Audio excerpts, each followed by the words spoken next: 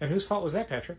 Not ours. Patrick's fault, because Patrick was kind enough to praise Lunar last week on the podcast, inviting the universe, specifically the 2020 universe, to let him know that good things are not allowed to happen. Yep. And if they do happen, you're not allowed to acknowledge them. They weren't even good things. They just weren't bad things. All I was saying is a bad thing didn't happen. Which, again, 2020, what ended up having to happen was a bad thing. This goes out to the challengers. Comics and conversation, y'all. What? Keep the conversation moving along. Keep reading comics, keep your local store strong. And it's hard, and it's a job for the challengers. What? Comics and conversation, y'all. From Challengers Comics and Conversation in Chicago, this is Contest of Challengers, a comics industry business podcast with Patrick Brower and W. Dale Bush. This is the first time I'm sitting down, not counting the car. Today? Or ever? Well, yeah, ever. Ever in my entire life. Yeah, I mean, that's what it sounded like. Not but counting... You mean today? Not counting the exercise bicycle in the morning. Sure. And the drive to and from work. No chance to sit down. So when you were at work today, you were just standing the entire time? Just standing the entire time. It happens. The entire time. All 6 hours. Amazing. Yeah, but that's bad. It's not good for your leg. That's not good for my leg. It tightens up so much.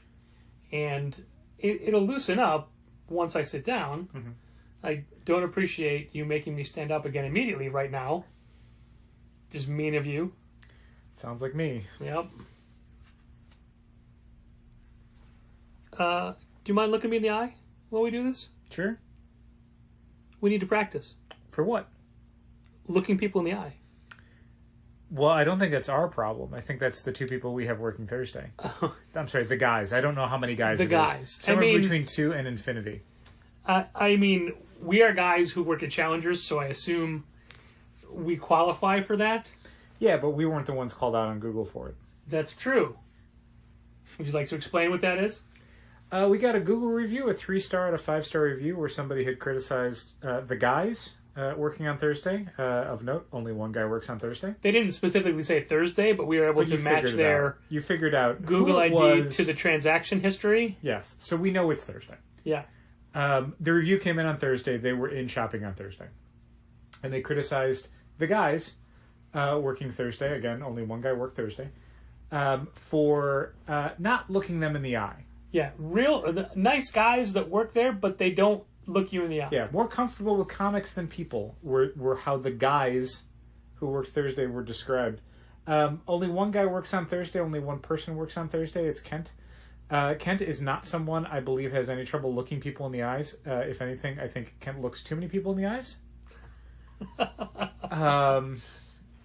So you mean in person or just in general? On a device while just in general. Thumb is moving in either direction? Not narrowing it down, just saying in general. And I would never, of all the ways I could and will criticize Kent, I would never say that he is not a personable employee. He is definitely somebody who, being engaged with a customer is not one of his flaws. Well, you could be engaged with somebody without looking in the eye. Disagree. I think the very low bar of engagement is looking someone in the eyes. Anything less than that, I feel like you're not technically engaged with somebody in a conversation or in a social setting. To be fair, a 3-star review is not a bad review. No. But it's not a good review either. No, and I mean, look, let me be perfectly honest. A, I don't care. B, beyond me making fun of him on the podcast, Kent is not going to be disciplined for this in any way. No. Regardless of the veracity of the actual review, I don't think it's something that I need to have a talk with him about. That said, I don't think it's an accurate description of what I've seen from Kent and how I've seen him interact with people. I don't think, again, lack of people skills is a flaw that Kent has. But above and beyond that, it's one review on Google. I don't care. I think it's funny because I think it's inaccurate in a number of ways. But beyond that, I don't really care. And I know you absolutely do not care. And I'd like to say I don't care, but I'm the one who brought it up. That's true. But also, it has given me a story. Oh, okay. And it has let me use that to people in the store today Did the as same I thing where you stare them in the eyes and say, "Forgive me for staring you this hard in the eyes, but we got a not great review that said we don't make eye contact, so I'm going to look at you in your eyes this entire transaction." we got a slightly above average review. And I don't care how uncomfortable it you makes because I'm trying to be better for that other person. I can't wait to get a 2-star review where it says too much eye contact. That's going to be real funny to me. Andy, Together, they're a 5-star review where we give the exact right amount of eye contact. Andy Huddle had a good line about that because he works in IT. Uh-huh. And he says, "Do you know how you can tell the most outgoing IT person in a room? How? Because they look at your shoes when they talk to you." See? It's good. It's funny. It's good. It's a good line. Maybe we should have looked more people in the eyes this week when we told them we did not get Batman number 95, The Joker War Part 1. Yeah, I was happy, I guess, that it didn't come up as often as I was afraid it was going to. I thought it was going to be a non-stop barrage of people asking where Batman 95 was, either in their subscriptions or on the wall. I would say over the day, which we had a really good number of people in on Wednesday, I don't know, 12 times maybe? Yeah. I had to address the lack of Batman 95. I think that part of it is we didn't make a space for it, and Right. we didn't have it on the new release list. Yeah, I think by design, I didn't want to have to spend my day explaining the Right. situation, so I didn't make a sign that said, like, we did not get Batman 95. Right. Because the second you do that, all you're going to get are people saying, oh, you didn't get Batman 95, and it's like, well, now I'm talking about it, and I made the sign to not talk about it, but now I'm talking about it. And what we're talking about is we were shorted our copies of Batman 95 this week from Lunar, Yes. which is the new distributor we have to get our DC comics from. Uh-huh. And it makes it difficult when it's our largest selling regular Batman or regular DC comic. Ongoing series, yeah, for sure. Well, that's what I meant by regular. Okay. Regular, I don't know if that has a connotation for people. Sure. And it's also the first chapter of a huge storyline. Yep. And we didn't have it. Nope. And whose fault was that, Patrick? not ours. I'll just say not ours. Patrick's fault. It's So- entirely Patrick's fault because Patrick was kind enough to praise Lunar last week on the podcast, inviting the universe, specifically the 2020 universe, to let him know that good things are not allowed to happen. Yep. And if they do happen, you're not allowed to acknowledge They them. weren't even good things. They just weren't bad things. All I was saying is a bad thing didn't happen. Yep. Which, again, 2020. So Yeah. what ended up having to happen was a bad thing, largely out of our control. We eventually got notification from Lunar that they would be replacing those copies. We did not get a notification from Lunar. You got a notification from Lunar. That's weird. Oh, yeah, I No, guess. it's not weird. You must have sent their... Yeah, I didn't send it from your... the Challengers account. Yeah, so I don't know that this email exists. I'll forward it to you. you. Tell me it did. I'll forward it to you. But it was days later, and Right. more importantly, after Wednesday, when we had the most people asking, so we had literally no answer other than to say, we don't have it, we hope we're going to get it back. Yeah, we reported it as a shortage. We notified Lunar. We received the products for the week at like 4:30 on Monday. So to recap, in the 4 weeks of Lunar product we've gotten so far, we got... With on-sale dates of Tuesday. Yes, we got books on the Thursday before, and then the Friday before, and then the Monday before right at the end of the day, Yeah. and then again the Thursday before. Yep. So that's fun. I mean, if we were somebody who needed to have extra staff in for receiving product, checking in product, that Yeah. kind of stuff, we'd be boned. No, and I mean, for the foreseeable future, our plan is not to have DC product on the shelves on Tuesday, not least of which because we never know when we're going to get it, and I don't want to have it, like, it was difficult for us to get it on the shelves. On time. Well, I was going to say it wasn't difficult to get it on the shelves on Wednesday, but we needed the full day Tuesday to deal with that stuff. Like, there was no chance with us getting the product from FedEx half an hour before we closed on Monday that those books were going to be pulled for club and on the shelves Tuesday morning when we open at 11. That is not going to happen. No. Because it's not as simple as receiving an invoice. Like, Yeah, it's we've gone over it before, but it's drastically more complicated. But the big thing is just, even if it was getting it from Diamond, with all the good Diamond procedures that make everything a lot more streamlined, if we got our books at 4:30 on Tuesday and we close at 5, that shit's not going to be on the shelves at 11 o'clock on Wednesday. Not without us staying later. No, and that's the thing. I'm not doing that. We have operating hours, and we take care of product during operating hours. When it comes in, like, we specifically go pick up product on Tuesdays so that we have Tuesday to work on it, to get it pulled for subscribers, to get it prepped for the shelves, to get it on the shelves so that Wednesday morning it's there at 11. I'm not scrambling to get it done. I'm not staying late to get it done. That's not how I want to run my business. If someone else wants to, they're welcome to do it. But me on a weekly basis, no, I'm not working on DC's schedule, if that makes any sense. Right, you're working on DCBS's schedule. Sure. So yeah, I don't. It arriving to us on, Friday or whatever. That means in that week we could have it on the shelves Tuesday, but since I'm never guaranteed to have it on Friday, then I'm not getting it on the shelves on Tuesday. It goes on the shelves on Wednesday, along with everything else.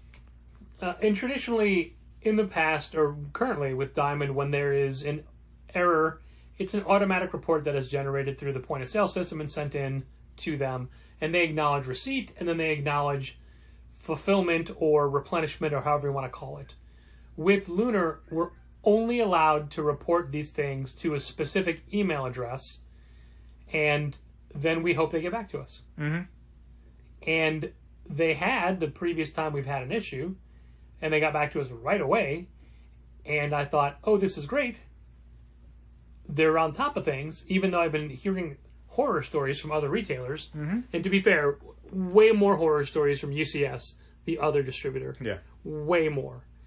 But it's just that this Batman is a problem, and sure. You reported it Monday, and they got back to you Thursday.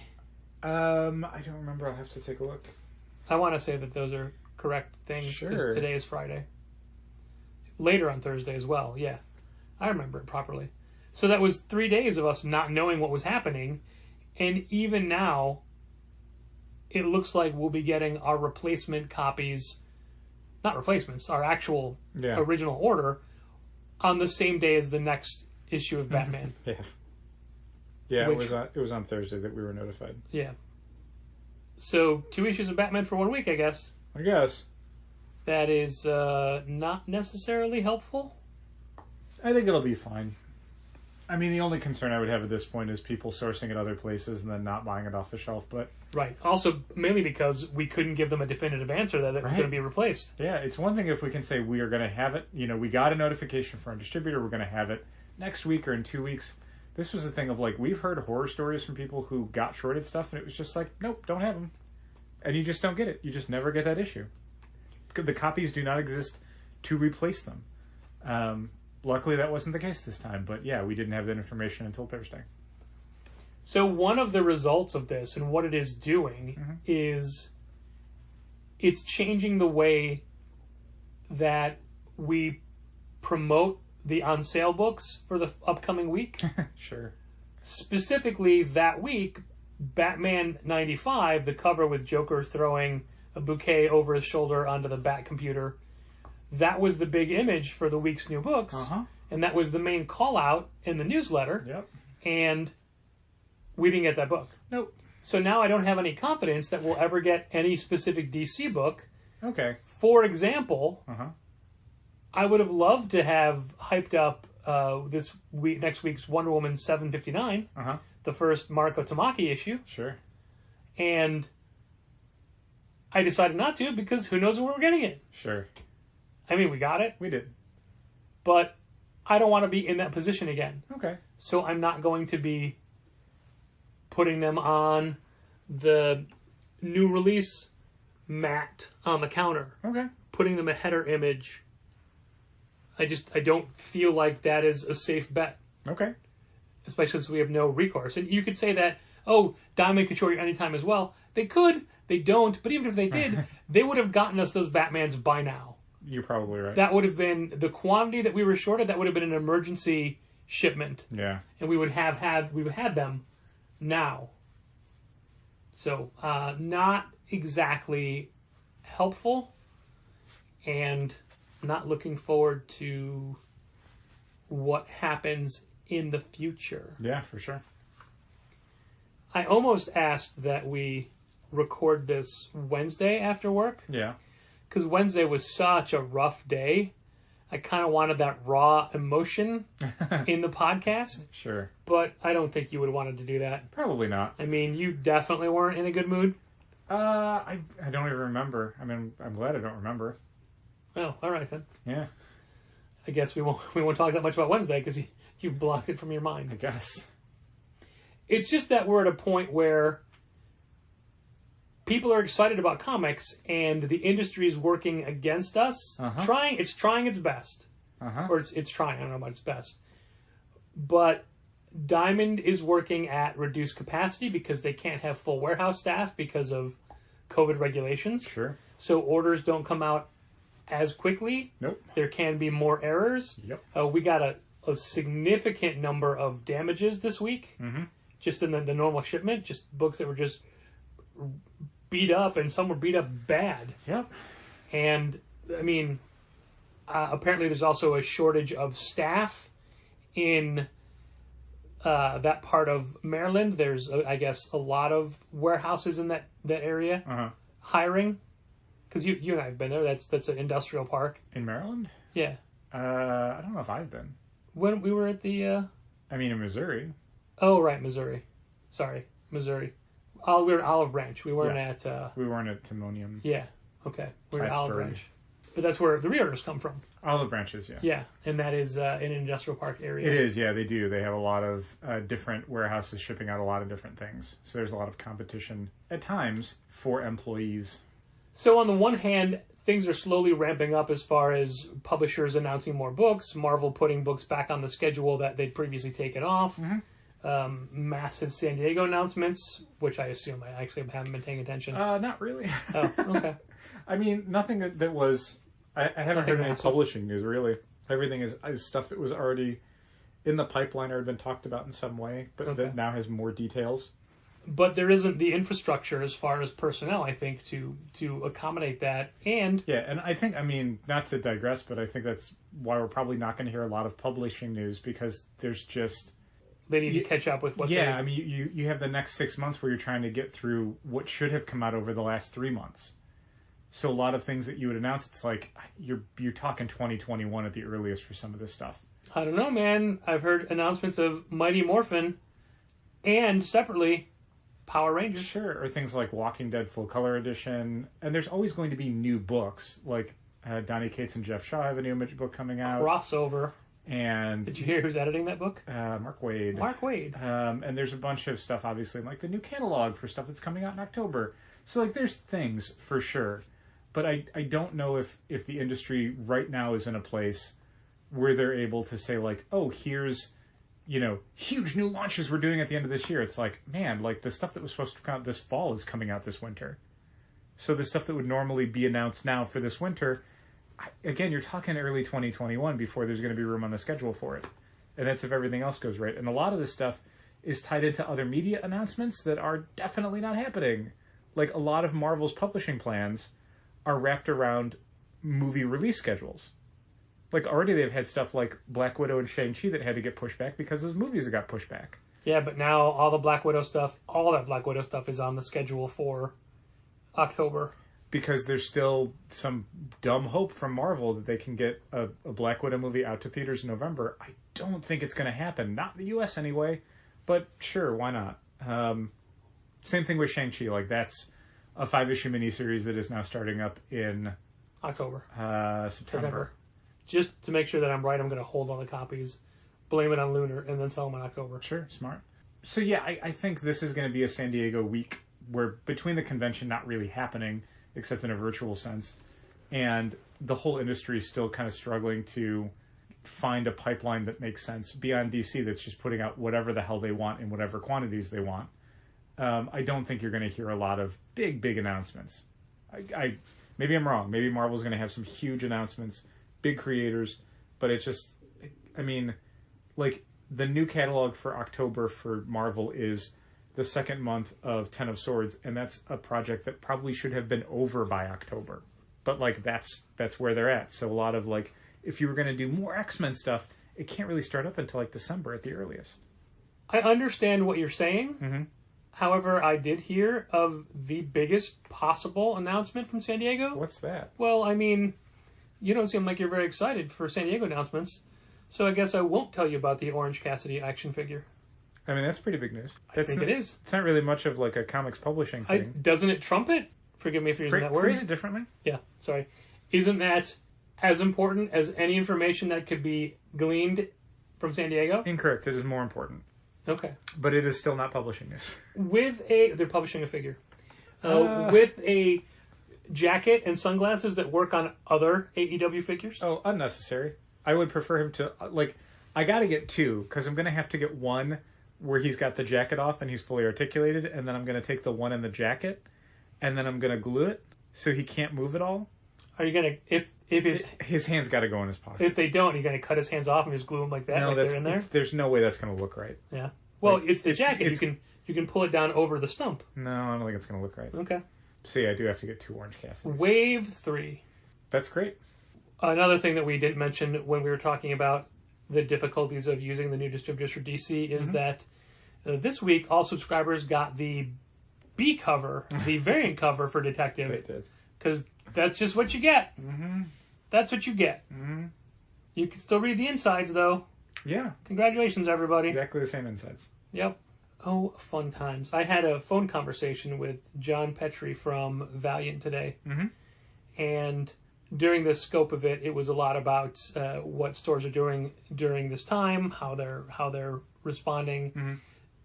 And I'm bouncing all over the place, but difference from bookstores to comic stores. John has been in the publishing industry for a very long time, longer than myself, and he's seen a lot of things, and he's worked in different facets of the industry. Hey, before I forget, speaking of publishing, I started a cart at Ingram. Okay. If you could... Did the Ingram order come in this week? No, it did not. Why? I don't know. All right, I'll have to look into that. If you could add things to it and send that out on Sunday. Okay. I mean, I just did one, so I'm not really sure what else we can do, but I'm sure we'll find something. I'm sure you can find stuff. Depends on how much stuff is already in it. Well, of the things I ordered, one of them, I was ordering a book that's been out for a few years, but the American edition doesn't come out until December. Okay. One of them is on back order, and other things are pre-orders in the cart. Okay. Also, I don't understand how their out-of-stock back order system works, because I'd ordered a Harlan Coben book that I never got because they were out of stock of it. Now they have hundreds of copies in stock, and I pulled up our back orders, and there's no back orders. Yeah, we've had book distributors where their back order system is only for a very limited time. Past a certain window, they just delete the orders. Well, the frustrating part of that was, and this is the Romesh Ranganathan book that I ordered today is the same situation. Our warehouse didn't have any of the book I wanted. Other warehouses did. Yeah. So how does that back order get canceled? I don't know. Sure. Because I assumed they would just transfer merchandise between... They don't. Basically how it works is if you order it from another warehouse, you have to create a completely different order for that warehouse. Like, you have to hit the minimum for that warehouse. Like, if you just have, 15 books you're getting from warehouse A, but one book you're getting from warehouse B, the warehouse B book will not ship until you add enough more books to make it up to the minimum. Can you just change warehouses in your ordering? Like, is it that easy? Can you just say, hey, now this order is from Tennessee? I'd have to look at the screen. No. You're basically, when you're ordering a book, you're ordering it from a warehouse. Right, but I didn't know if you could... So you would have to then go into every single book you've ordered and say, this warehouse instead. Okay. You can't just say, this order comes from this warehouse. It's not how it works. Well, it should be. Sure. Because one of the books that I wanted to get for us was the Tom Scaly Kirby book, which they have plenty of. Of course. Just to end that for one and all. Sure. I guess we can explain that. And I know I took a tangent to talk about Ingram, because I've now forgot what I was talking about, something to do with publishing. Okay. I was talking to John, and yeah, I guess there are no specifics. I just, it was... the point was, the longer the conversation went on, the more things I was saying ultimately make me realize that I feel less uncertain about our industry Uh-huh. and our place in it than ever before. You feel less uncertain? I feel more uncertain, less certain. Okay. That's a different way to go. Okay. For a second I'm like, wow, okay, cool. I have a hard time envisioning the future and our future as two separate yet intertwined things. Sure. Yeah, I mean, the first one, I mean, it's very day to day, but I think we've been, I think, as resilient as we can be in 2020, in the sense of being able to respond to what changes are happening via, our community or the industry as a whole or publishers or distributors. So that's good. I think will be, our Shopify store, I think, will be where I want it to be by the end of July, I think. Okay. And let me just, again, state publicly, I'm sure I've said it before, but you have been doing a ton of work on that. And thank you so much for all of that. And well, I appreciate that. I will appreciate it more once it's all done and it works. Right now, I feel strongly about it, and I think we're going to get there. It's been a matter of so many minor problems in the home stretch that have been so frustrating. Did you get an email from Diamond today? I did. So one of the final things was pulling the images down from the Diamond server wasn't working. Yes. I had emailed, I was emailing back and forth with Matt, one of the technicians at Diamond about it. And I'd run a query and the query didn't work, and then he gave me a different query and I ran that query and that one worked. That cleared up some of the issues where then it could start downloading images, but then it wasn't downloading images. So we figured out that the scheduler wasn't running, which also might have had other problems. People had contacted us saying, hey, you were supposed to send me out an invite to Pullbox and I didn't get one. And I think it was probably because it was in the queue and the scheduler wasn't running. So the scheduler was not only not pulling down things from Diamond, it wasn't pushing things out it was supposed to. Gotcha. I think. I could be wrong on that. But regardless, the scheduler wasn't pulling down the images from Diamond that we need to then format and then push out to Shopify. And I'd emailed Matt to say that it wasn't running, and then Matt didn't see the email. And then Matt saw the email. Well, I emailed him again to say, can we get this? Can you just tell me how to start the scheduler? Because there's no on button for it in Comic Suite. And then he emailed me this morning to say, yeah, just go into services and then you can start it. And I had to say, I don't know what services is. That's not a thing that I usually use when I use a Windows PC. So basically, like, trying to find services on the work computer this morning after I sent out the subscriber email, but before the store opened, was not going great. So I basically went to Google and went, find services in Windows PC. And it's like, oh, here. So it's like, okay, great. So I found it. And then the problem was the scheduler, it can either be running or stopped, or in our case, starting, which starting puts it in a position where you can't stop it or start it. It's just starting. Okay. How long does starting take? Forever. It's basically in an error state that you cannot get it out of. You can't refresh it. You can't reboot it. You can reboot every single service, but you can't reboot that one service. So basically what you have to do is restart the computer. Like you change it from like automatically starting when the computer starts to manually starting it. Then you restart the computer, then you go into services, change it to automatic start, and physically start it. Then it was fine. So it's been pulling down images probably all day, and I'll have to go in at some point tonight or tomorrow to make sure it's all done. Then I've got to resize every image because the problem was Octopus was telling us the images were way too big, and after trying a whole bunch of different alternatives, we're back to their original suggestion, which is resize every image. Which, it's not great, but it's going to get it done, and then whatever. Well, at least there's a master command you can type in and it does them all at once, right? Yeah, actually. Well, it's Easy Thumbnails, which is the same thing we use for doing thumbnails for the website. Sure. So yes, it's just there are like 7,000 of them, and I don't know how quickly that's going to go. Yeah.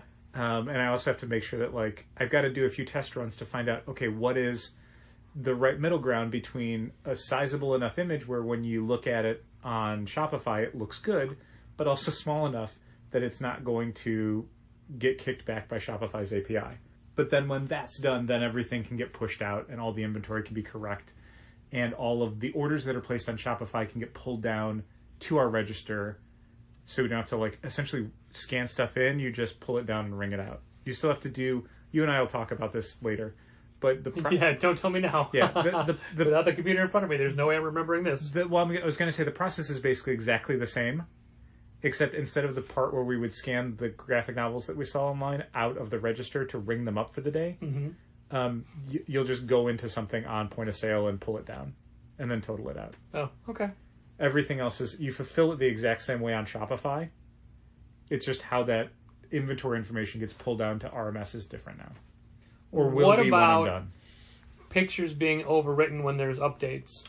So the quirk that ends up working out in our favor is that once you push the image, I believe, to Shopify, at that point, Shopify kind of owns the image. So when it's changed on our server... It doesn't have any access to the one that's on the server. Correct. I gotcha. It's not looking on our server to populate the image. It's doing that when you first push the item to Shopify. So as long as the image file is correct when you start, it shouldn't matter. But it just means that, like, there's a lot of stuff that we will probably not push to Shopify, and this might have been the case anyway, until those products are basically in hand. We won't necessarily have, like, an unavailable inventory on Shopify the same way that we have an unavailable inventory on our computer, where upcoming items exist, but they're not available for sale. I see. Like, stuff that's on Shopify will basically all be things that are physically in hand, because that's when the images are pretty much finalized from Diamond. Will there have to be any follow-up maintenance for image coming soon images? Well, that's the thing. By the time we end up pushing stuff to Shopify, it's because it's already been received by Diamond and sent out to stores. Okay. So in theory, anytime that happens, they should have the image by then, because they physically have the book. If they don't have it by then we would probably have to look elsewhere for the image anyway. At that point, Diamond's probably never going to have it. At that point, we would just leave it? Well, we would just I would go to a Google search and just find the image somewhere on the internet. I mean, I've done that before. There's been stuff that for the current Shopify thing where it's specifically hitting Diamond's server to pull the images down. There's been stuff I've had to go in and say, they don't have it. They just don't have an image for it, for whatever reason.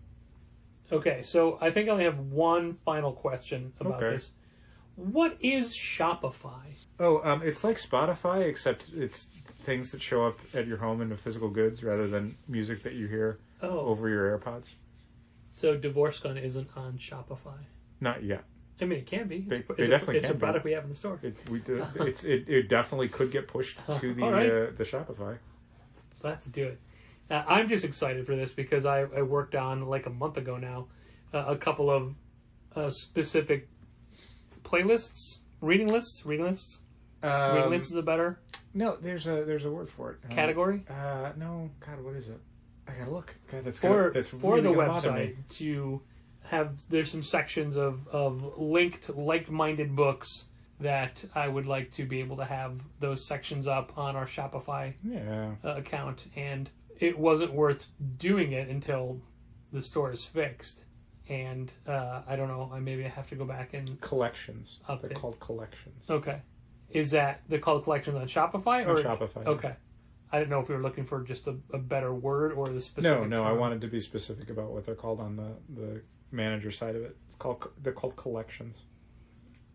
You had mentioned Pullbox before, and I still never remember to look in Pullbox the system. I did some this morning, and there were things where it's so. One of the things that every Pullbox user got today was an email saying, "Hey, the new catalog is up," which is great. That's the thing we want Pullbox to do. Right, and that wasn't from us. That was from Diamond. Nope, that's specifically from Diamond. One of the problems I think we might have right now is that there is no way for us to communicate with Pullbox users through Pullbox. Like, we would have to email them through something like Comic Suite or just Gmail. So that's not super great, but we can talk to Diamond about that and see if that's on their roadmap. But anyway, every Pullbox user got an email saying, hey, the new catalog is up. And so already people started ordering stuff from the catalog.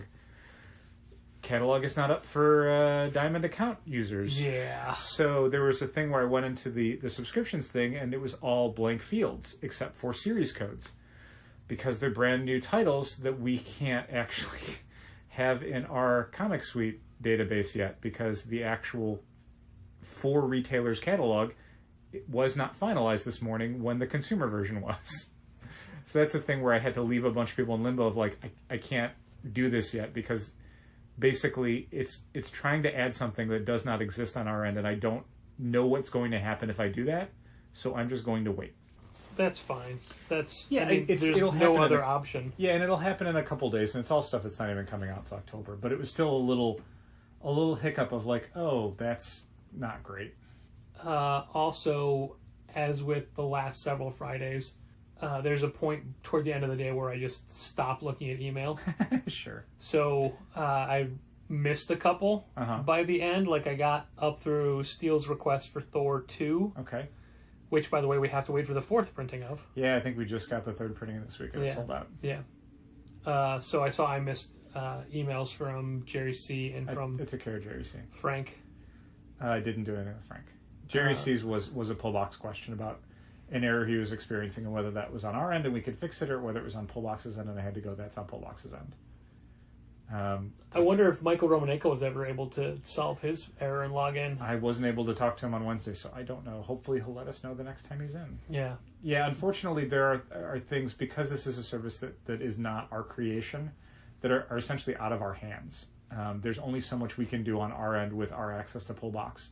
So there are errors that are going to occur or things that are unclear that only Pullbox can clear up for somebody.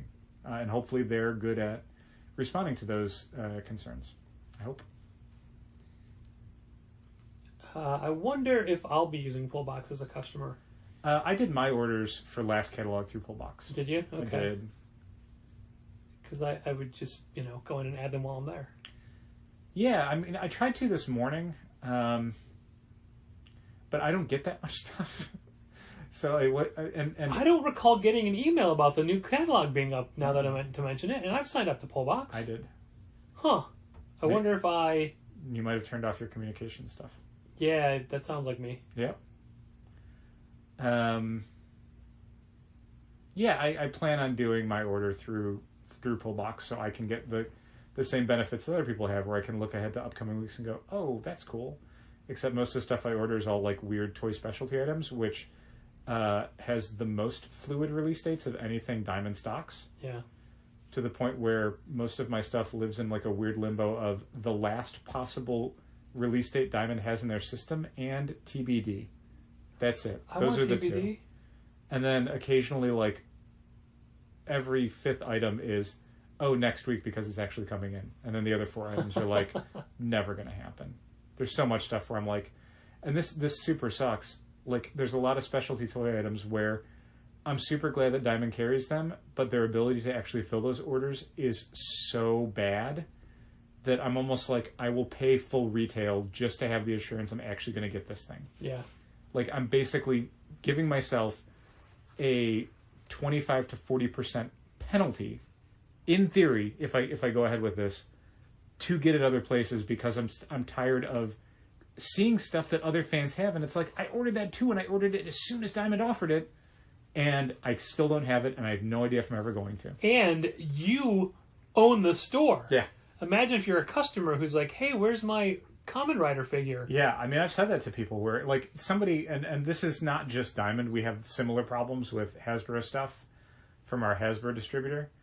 Somebody had emailed this week asking if they could reserve one of the Cobra Commander figures from the next G.I. Joe Classified wave that we ordered.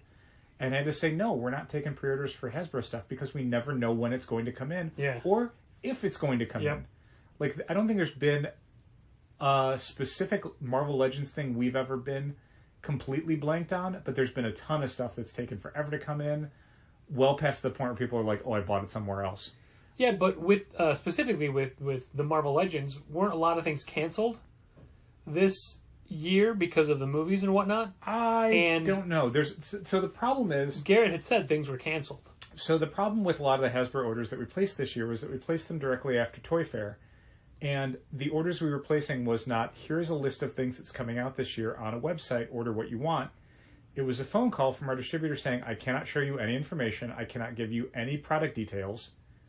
A lot of stuff is under code names. What do you want to order? Yeah, so when I see things on new to order, I have to think, are we getting these? Yeah, and so even if we go to our accounts page on Southern Hobby, there's nothing there. Like, I was asking him this past Wednesday, like, or Tuesday, I think. Hi, Garrett. If there was anything that was coming in from Transformer stuff. And he basically had to go, here's the number of units of things you're down for. Like, that was it. Like, that was the specificity, because beyond that, it's like, there are orders placed, but they won't essentially be accountable orders until closer to the release date. So it's like, I remember ordering a ton of stuff. I don't remember quantities, and I can't check anything, and I can't check release dates. There's a bunch of Transformer stuff that we've ordered where it's either hitting stores now, and I have no idea if we're going to get it. And then there's even stuff from the last wave where it's like, just never got it. Just never got it. Yeesh. And that's, this is not a Southern Hobby thing, and I don't know how much the Diamond thing is a Diamond thing, but it's just a frustrating element of carrying specialty goods like that where they don't have release dates. In general, when like Hasbro toys hit, they have a kind of vague, they're coming out in August kind of release date. But if something is listed as coming out in August, that means it could be coming out in stores anywhere between like mid-July to October, depending on who the account is and how many they're getting and when they decide to put them out, because sometimes stores just don't care about street dates. So it's that part of it is so frustrating, and a thing where I'm glad we don't have a lot of people asking us to order that stuff for them on a pre-order basis, because I dislike having to go to Garrett and say, why don't we have this yet? Because I know the answer is he doesn't know either. Yeah, it's not his fault. He's kicking that question up the chain, and it's happened with Diamond before, where it's like, hey, I special ordered this statue. It lists as being like back ordered and released a month ago. I never got it. I show that we still have one on order. What's going on? Are we ever going to get it? And then Diamond has to kick it up the ladder because the retailer services person you're talking to doesn't know either. Well, remember the Iron Fist story? Yeah, man. There was the Kotobukiya Artifacts Plus Defender series, which you were getting them all. Yep. Yet you just never got Iron Fist. Nope. Iron Fist just got canceled. Yeah. Well, not even canceled. He was listed as released, and I'm like, we never got ours. And they eventually like kicked it up the chain and kicked it back down and said, we don't have any of those. We don't know what happened. Basically that order is never going to fill now, and we don't know why. Yeah, so we took that to be that Diamond never got theirs. I guess, yeah. Or something to that effect. Yeah. I saw it in like online storefronts, but I'm like, look, I don't like Iron Fist that much. And I'm only getting this because I've gotten all the rest of them. And frankly, I got all the rest of them at wholesale. I don't really feel like paying full retail for an Iron Fist statue. I don't care about that much. So I just never got it. And then, funny addendum, I was going through the backlist catalog that Diamond had to put together a graphic novel order for River North when we were going to be opening River North. And I'm scrolling through. It doesn't sound like a thing. It's just a giant text catalog, spreadsheet. And everything that Diamond has available in one of their warehouses is listed there. I'm scrolling, and I'm cutting stuff out, and then I see Kotobukiya, and I see Iron Fist. They have the Iron Fist statue. It's sitting in their warehouse. So I'm like, well, God damn it. Like, that's the stupidest thing. I can't believe that they basically never filled it on me, and then they got some anyway. So I ordered it. And a few days later, I'm talking to you, I'm like, yeah, you'll never believe what happened. And you're furious. Well, I mean, that wasn't the moral of the story. The moral of the story was you ordered it. They told you. No. I mean, we don't know. That was the moral of the story, but the addendum is a funny story that I want to tell. Is it funny? I mean, it's funny maybe to people listening to it. I don't think it was funny to either one of us. But I'm like, hey, I found that statue. You won't believe it. And I told you the story of finding it in the catalog to find out that you had bought it for me for my birthday. At retail. At retail. And it already arrived. It was already wrapped and waiting. Uh-huh. Yet you're laughing. I mean, it's funny now, and I hope it's funny to the people listening. But that was in, God, when was it? October, maybe? Yeah. Must have been October. Yeah. It just amazed me that could happen. Like, I could see how we could mess up an order for somebody if we write it into our special order book and just overlook it. Sure. But even things that we type in, it's like, oh, this person wants this special order. Yeah, I mean, again, I ordered it when the day it was offered from Diamond. Like, this wasn't a thing where I went in, like, 3 months later and went, oh, I missed that Iron Fist. Like, as soon as it was on new to order, I'm like, yes, Iron Fist, thank you. Which is the same way I did all those Kotobukiya ones. They always showed up. And then just Iron Fist just never did. I got Kamen Rider figures where I ordered the day they were on new to order, and 2 years later they still haven't come out yet, and they've already like massively increased on the secondary market because they're hard to find. So it's like Diamond's never going to fill that order, and now I'm going to be paying multiples of retail if I ever wanted to get it, and I don't want to do that. Nope. Which is why I ordered it from Diamond as soon as it was available. Yep. Thought that locked it in was stupid. Should have ordered it from literally anybody else. Anybody else except your own store. Yeah. Yep. I mean, there are things that happen and things that just they eventually cancel orders for or what have you. And I get that. Like, I get that there are times where Diamond will essentially, like, not hit their minimum. You know? Where they have to go to Bandai or to Kotobukiya, and they have to go, okay, you know, we can't just get one statue for one guy in Illinois. We have to get a minimum of X amount of statues because we're ordering them to wholesale them. You know, companies have minimums. They're not just going to ship one unit to somebody. They're going to ship cases of them. And it's possible that nobody else wanted the Kamen Rider figure I wanted. But in that case, they could have canceled the order. They do that all the time. They never cancel it, though. It's just in limbo. It's just an order that I've placed that if you go to their website... Active. Yeah, it's listed as, like, not arrived yet. Like, it's been 2 years. It's never going to show up now. Like, it's sold out everywhere in the world beyond people who are selling their own figures on auction sites. I don't think, you know, Bandai has extra that they have just in a warehouse that they've just been waiting to ship out to a U.S. distributor. There's no way that's true. And yet, as far as Diamond's concerned, just haven't gotten it yet. Nope, just haven't gotten it yet. Thanks.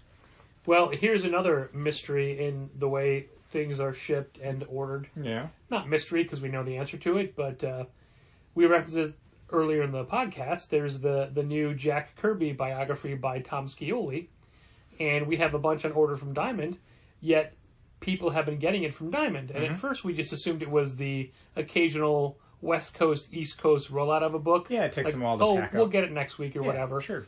But no, we haven't gotten it, and other stores have gotten it and reordered, and it turns out that this was a case of that book being on new to order and us not ordering it on new to order, us ordering it through the regular catalog. Yeah. The regular catalog orders haven't filled yet. Mm-hmm. Those haven't filled, and those will probably fill, I don't know, August sometime, maybe? Maybe. But they got the new to order stock in and had enough to reorder, like to cover reorders for people. Yep. And it's extra confusing. This is like the Bowie book, where we'd ordered that on new to order, had way more people ask for it after it made the catalog. Right. So when it comes out, we got the new to order copies, which is just a handful, and then it's officially out, but it hasn't officially shipped, kind of thing. Yeah. And it's just extra confusing. And I'll be honest, I don't know why we didn't order the Kirby book on new to order. There's a lot of comic stuff that I don't care to do on new to order because it's an extra step where it's like it's going to be in the catalog. Toy stuff is different because by that point it's, again, we're less likely to get it on the initial shipment, where like the reprint comics that were listed on today's new to order, those will be on FOCs. Yeah. And we'll do them on FOCs because we do FOCs. But having to do a separate order now for new to order stuff is like, it just doesn't feel worthwhile. It doesn't feel like a step worth doing. Yeah, I get it. Toys especially, because at a certain point, when those items hit the catalog, like with pop vinyls, any pop vinyl that's on new to order makes it in the catalog. And there have been times we've been able to restock through the initial order. Yeah. By the way, we need, like, our pop section is it's pretty so decimated. bad. Nothing new's come in, really. Well, I did it. I placed an order with Diamond for anything they had available, superhero-wise, and all we ever got were those Spider-Man Venom 2-packs and the Captain America video game version. Yeah. But everything else was confirmed. Weird. It was all green light. I only searched Maybe green it's light coming in stuff. separately. But it's been a while now. It has been. It's such a weird thing to be like, oh my god, we need more pops. That's happened a few times. There's been times where it's like, we got to get rid of like some of these pops. They've been sitting around forever and we got no room. And then there's periods where we're just like, man, this section looks really anemic. Or that really one weird period where somebody stole each and every single pop from River North, save for like 3. Yeah, that was fun. Yeah. I guess the other pop thing is that, again, I think right now there's just not a lot coming out because a lot of the stuff that'd be coming out is tied to movies that aren't out. Yeah. Yeah, it's funny. All the Black Widow stuff was still in stock from Diamond. Yeah. But, like, I'm sure there's other stuff that Funko is just... Whatever they could put the brakes on as far as producing, they probably did. Because there's a bunch of movies that are just, like, next year now. Like Tennant? The David Tennant biopic? Yeah, exactly. Starring Peter Davison as David Tennant. Yeah. You know, saying that stupid joke knocked the next subject out of my head. Uh-oh. Like I had a thing I was going to say. That's your penalty. It is my penalty. But don't worry, I stalled long enough that I figured it out. We jokingly referenced somebody stealing all of our pops in River North, which is a thing that happened, but it wasn't. Definitely did happen. It was during the looting. It Now. wasn't while we were open and someone managed to get away with all of our pops. But we've updated our security at the store this week. We did, yeah. And I'm happy with it. Yeah. I mean, it's a thing that I've been trying to figure out a good way to work on it for a long time. And more importantly, a cheap way. Yeah. Most importantly. Yeah. And you had an offhanded comment last week. Yeah. That it's like, oh my God, we have all the pieces to do this. Uh-huh. And we did, but those pieces sucked. So we wound up buying something. Spent more money than I really wanted to. But all of my other options were clunky. Like, would take up a lot of space. Yeah. And being beyond the space, like, they also would have been configured in a way that would have been inconvenient. Yeah, like, even this isn't the best, but there was a point today where someone was by the back issues, and if I was at the red counter, I could see them, but if I walked over by the register, I couldn't. Sure. So I had the screen pivoted toward me. Like, I can't see them. Like, is the screen frozen? No, it's just this one, like, really weird blind spot. Oh, okay. Because other people then came in, and I'm like, wait, I can see the reflection of cars. Sure. In the books, and those other people are there. Like, is this person invisible? Like, do they have some sort of technology that blocks them from cameras? They're like the X-Men after they came through the Siege Perilous. I just realized it was the very specific angle they were at. I'm like, okay, that's weird. Or no, wait, it's before the Siege. Wait, it was after Dallas. Yes, after the Siege Perilous. Yes. After Siege Perilous. Yes. It's just that they went through it twice, I think. So this is the first time where they came back from the dead and they were invisible to technology. And then later they all went through it and they all came out. And, like, Colossus was just, like, some New York guy who made art. And Psylocke was an Asian ninja. And, okay, sure. And Ms. Marvel and Carol Danvers were two different people. They still are? Wait. Rogue and Carol Danvers are two different people. Did you get a chance to read Wonder Woman 759 yet? I didn't. I didn't read any comic books today. Oh, all right. Well, that... Was it good? Yes, it was good. Okay. I wanted it to be this crazy home run that we could talk up and tout and Wonder Woman's sell a tough for a while. book, man. It's a real tough book. And it's a great jumping on point. Cool. Like, it doesn't matter if you haven't read Wonder Woman in years, you can pick this up and be part of it. Awesome. People are going to see that 759 on the cover and know this is the starting point. Right. That's the point. And the art is gorgeous. It's Mikhail Yanin, and it's so good. Sure. But I don't feel like it's not what I wanted for new number one. Okay. I know it's not a new number one. I wish it had been. Right, but it technically should have been. Yeah. So it's good, and I think the story's going to be great. But it's not the kind of thing where you read it and go, I got to keep reading this. Sure. Yeah, I think Wonder Woman's a real tricky character. There's been very few runs on that book that I think are out and out great. There's been a lot of stuff where it's like, I like those creators or I like some of those ideas, but it just doesn't quite come together. Stuff I've wanted, like when G. Willow Wilson was on it, I'm like, this is going to be great. And then I read 2 issues and was like, that was all right. Yeah. Well, one of the things that I think turned me off of G. Willow Wilson's run right away is leaning into the Greek mythology. And this is more akin to the Greg Rucka stuff, which had a lot of Greek mythology in it, but not immediately. I want to say the problem I have as far as like accessibility for the Wonder Woman character in comics is that the 3 ways in that everyone uses are politics, mythology, or combat. Yeah. Like, superhero rarely enters the mix, and if it does, it's like number 4. And it's like, what if you tried that? What if you were just like, let's treat her like a superhero, like you treat Superman or Batman, where she fights a supervillain instead of having to fight Ares again? Yeah. Or, I mean, Greg Rucka's run was great, but like, there's a very limited window on how you can do political Wonder Woman before it starts to be like, preachy or didactic or just in general like a kind of slog to read. Like there's ways of looping that stuff together into something where it's like, you know, and then she fights Mirror Master or whatever. Like somebody, whoever. Well, I could do with that run instead of the standard mythological creatures and, you know, the government operations, Etta Candy, Steve Trevor stuff. Yeah. Which is what everyone seems to use. I mean, that was like the hallmark of the Alan Heinberg or the Jodi Picoult. Yeah, or stuff. The Brian Azzarello or the recent Greg Rucka. You know? Like, it's everyone... Like, and again, after the Rucka run, you had... Was it Meredith Finch after him? Or was Meredith Finch was after Azzarello? Meredith Finch was after Azzarello. Yeah. And that was more supernatural, you know, God stuff. And then Greg Rucka into... I don't think it was Shea Fontana, I think, for a minute. Yeah. And I didn't really read that run. Steve Orlando. No, it was Willow Wilson, and then it was Steve Orlando. Yeah. And Willow Wilson was, again, more... Well, wasn't it? It was Steve Orlando before and after Willow Wilson. Okay. I don't... If it was maybe for even less time than Shea Fontana was. Yeah. Well, to use your criteria, this is a cross between 3 and 4. Is that combat, war stuff and superhero stuff? Yeah. That's fine. Like, you know who the... like, one of the drawbacks is you know who, not the big bad, but a major part of the story is. Uh-huh. So when things happen right away that she's not aware of, we all know what's happening. Sure. So, yeah. I mean, do you consider that character superhero-y? I mean, he did sponsor a whole Justice League faction. I mean, you know who it is because he's in the movie. Oh, right.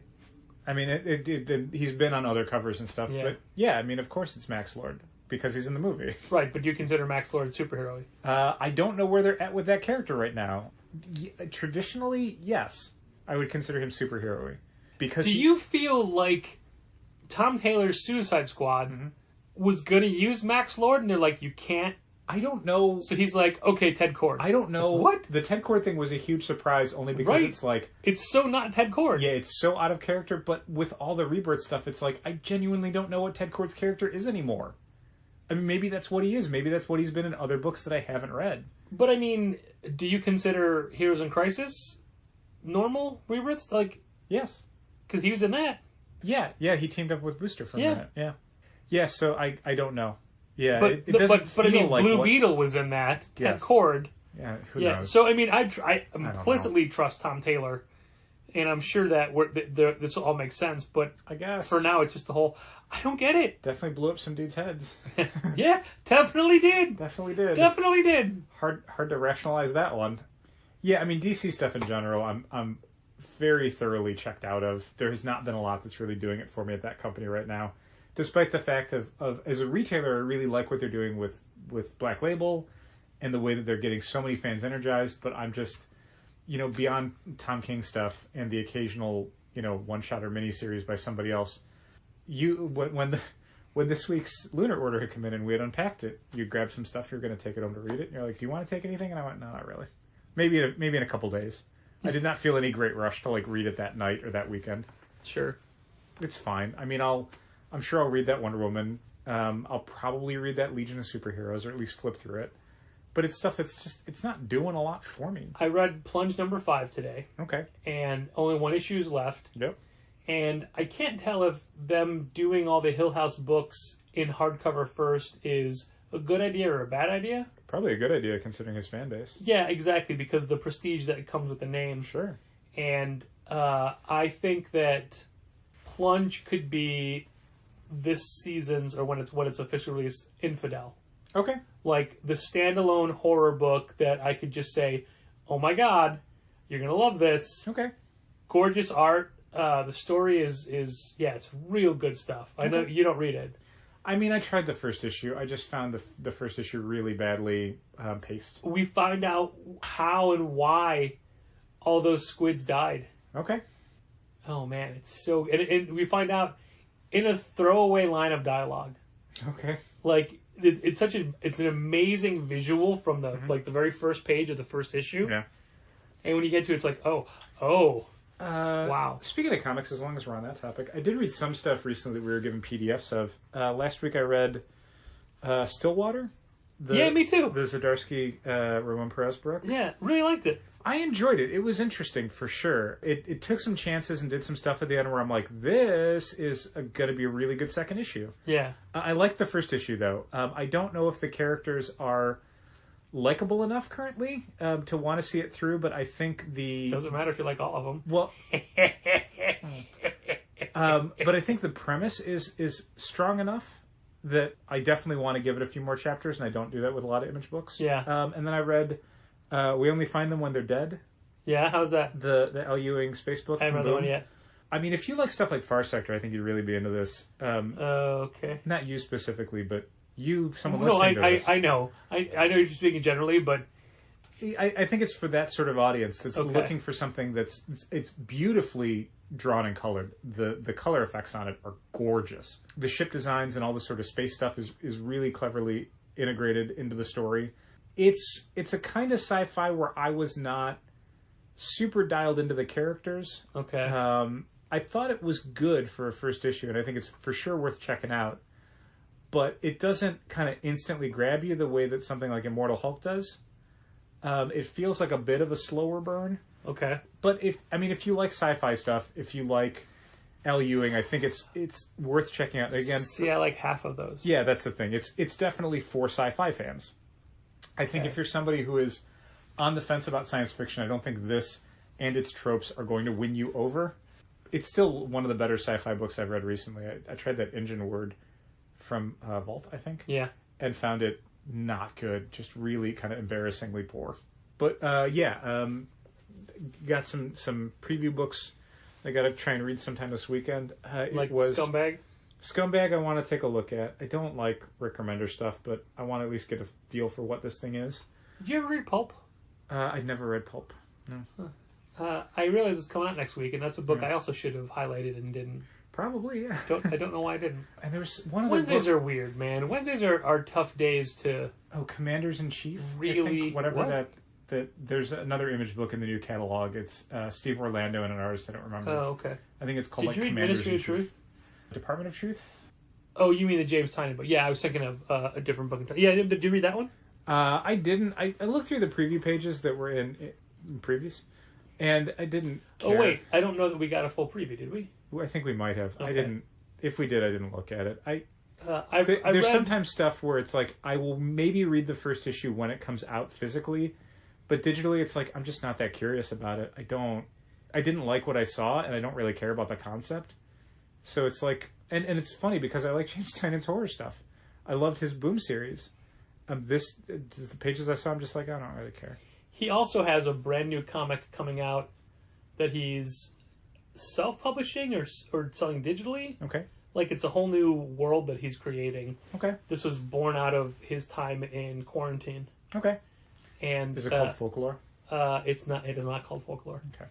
It is. She did that album with a dude from The National. Okay.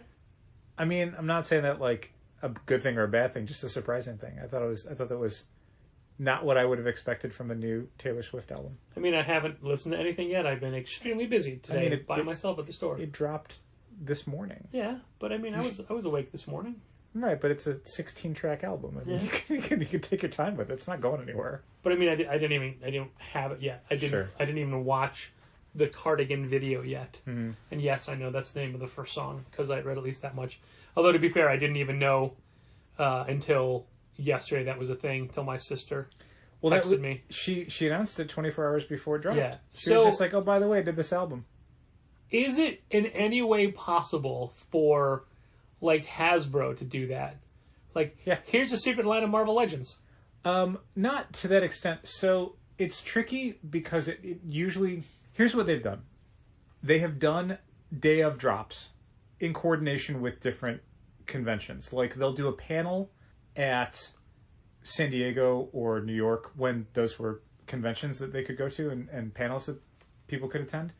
And then they would show off something and they'd go, it's on sale on Hasbro Pulse right now. Now that they have a website and a storefront that can push product out to people, now they do it. They didn't do it before because it was impossible to coordinate. Like, it would leak out. Like, I guess that's what I meant. Like, not wholesalers would have to place orders, and that means wholesalers would have to have it in their system, and some one of those companies would always leak it. Honestly, most of the time, the two ways that it leaks out, even when they're doing a drop, is one at the manufacturing plant level, where someone's producing it and someone's like, here's a figure that's coming out, I took a photo of it.